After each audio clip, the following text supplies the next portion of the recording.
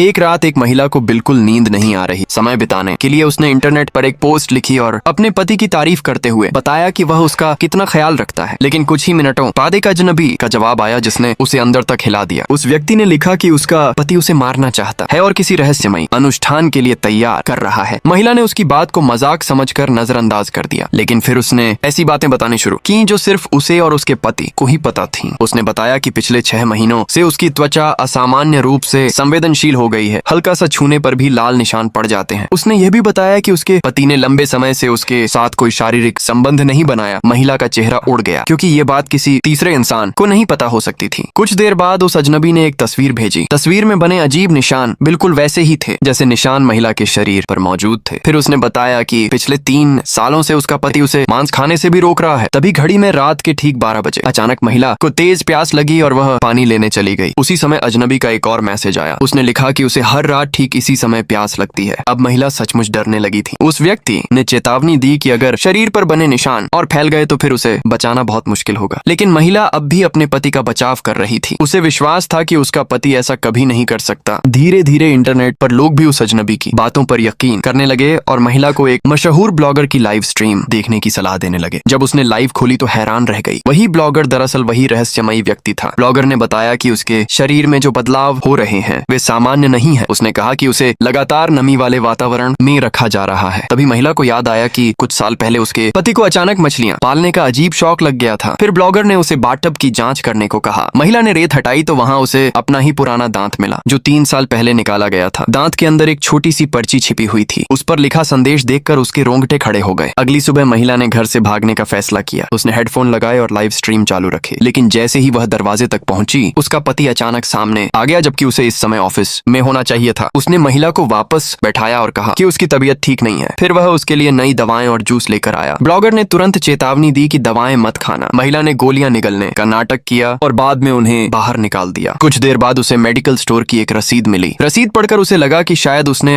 अपने पति पर बेवजह शक किया है। उसे अपने ऊपर शर्म आने लगी। उसने फैसला किया कि वह पोस्ट डिलीट कर देगी और उस ब्लॉगर से हमेशा के लिए संपर्क तोड़ देगी। लेकिन तभी अचानक उसे अपने पति की आवाज सुनाई दी और जो उसने अगली बात कही उसे सुनकर महिला के पैरों तले जमीन खिसक गई। नेक्स्ट पार्ट के लिए चैनल को सब्सक्राइब करें और कमेंट में यस जरूर लिखें।